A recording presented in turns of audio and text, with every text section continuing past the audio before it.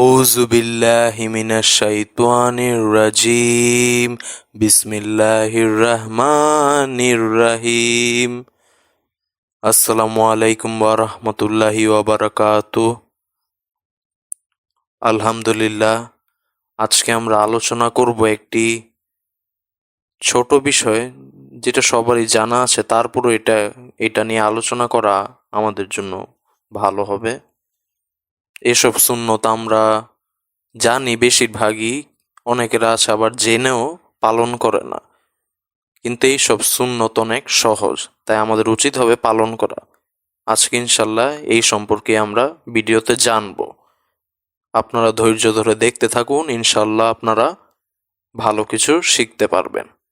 তাহলে ইসলামে আমাদের জীবনকে সুন্দর ও সুশৃঙ্খল করার জন্য অসংখ্য সুন্নত দিয়েছে, যা আমাদের নবীজি মুহাম্মদ সাল্লাল্লাহু আলাইহি সাল্লাম দ্বারা এসেছে, যা পালন করলে আমরা শুধু আল্লাহর সন্তুষ্টিই অর্জন করব না, বরং আমাদের জীবনেও বরকত আসবে।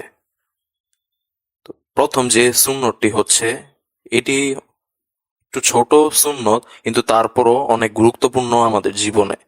যেমন বাম হাত দিয়ে খাওয়া বা পান না করা। রাসূলুল্লাহ সাল্লাল্লাহু আলাইহি সাল্লাম বলেছেন আমাদেরকে যে তোমরা ডান হাতে খাও এবং ডান হাতে পান করো, কেননা শয়তান বাম হাতে খায় এবং বাম হাতে পান করে। সহিহ মুসলিম 2020। অর্থাৎ আমরা এখান থেকে বুঝতে পারছি যে আমাদেরকে খাওয়া দাওয়া বা পানি পান করার সময় যে সময় হোক আমাদের ডান হাতে ব্যবহার করতে হবে, মানে ডান হাত দিয়ে খেতে হবে, বাম হাত দিয়ে খাওয়া যাবে না। কেননা বাম হাত দিয়ে যদি আমরা খাই তাহলে আমরা শয়তানের সাথে অন্তর্ভুক্ত হয়ে যাব। আমরা তো সেটা অবশ্যই চাই না। আমরা তো চাই নবীজি মুহাম্মদ সাল্লাল্লাহু আলাইহি সাল্লামের উম্মত হতে, একজন খাস উম্মত। তাহলে আমরা অবশ্যই এই ছোট ছোট সুন্নতগুলো পালন করব। এটি আমাদের প্রতিদিনের জীবনে পালন করার মতো একটি সহজ সুন্নত।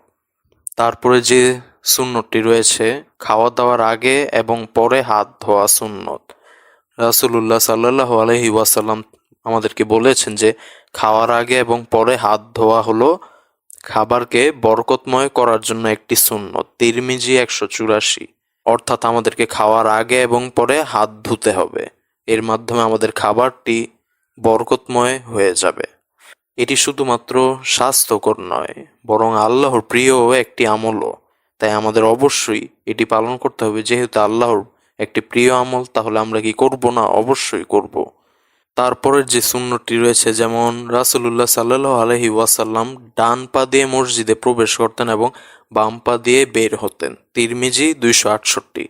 অর্থাৎ আমরা যে মসজিদে নামাজ পড়তে যাই না, তাহলে আমাদের উচিত হবে যে আমরা মসজিদে প্রবেশ করার সময় ডান পা দিয়ে ভিতর প্রবেশ করব এবং নামাজ সালাত এগুলা আদায় করে আমরা বাম পা দিয়ে বের হব মসজিদ থেকে। তাহলে আমাদের সুন্নতটা খুবই সুন্দরভাবে পালন করা হলো, যা আমাদের প্রিয় নবীজি হযরত মুহাম্মদ সাল্লাল্লাহু আলাইহি সাল্লামও পালন করতেন। তাই আমরাও অবশ্যই পালন করব, তাহলে আমরা সুন্নত লাভ করতে পারবো। এছাড়াও আমরা ঘরে প্রবেশ করার সময় এবং বের হওয়ার সময় এই সুন্নত পালন করব। এটি ছোট হলেও এতে আল্লাহর সন্তুষ্টি অর্জিত হয়। তাই আল্লাহর সন্তুষ্টি অর্জন করতে চাইলে আমরা অবশ্যই এই সুন্নতটিও পালন করব। এতে আল্লাহ আমাদের উপর রহমত বরকত দিয়ে দিবেন। তাই ইনশাআল্লাহ এই সুন্নতগুলো আমাদের জীবনে ছোট ছোট কাজের মধ্যে অন্তর্ভুক্ত করা সহজ। এগুলো আমাদের দৈনন্দিন জীবনে পালন করলে আল্লাহর পক্ষ থেকে বিশেষ বরকত এবং পুরস্কার আমরা সবাই পাব। তাই আমরা অবশ্যই পরকালে আল্লাহর নিকট বরকত এবং আল্লাহর কাছ থেকে পুরস্কার পাওয়ার জন্য অবশ্যই এই ছোট ছোট সুন্নতগুলো পালন করব। তাহলে এতে আমাদের আমলনামায় সওয়াব যুক্ত হবে। তাই আমরা অবশ্যই প্রতিদিন আমাদের জীবনে এই সুন্নতগুলো পালন করার চেষ্টা করব এবং আল্লাহর সন্তুষ্টিও সাথে অর্জন করব। আল্লাহ আমাদের সবাইকে সুন্নতের উপর আমল করার তৌফিক দান করুন। আমিন। আসসালামু আলাইকুম ওয়া রাহমাতুল্লাহি ওয়া বারাকাতুহু।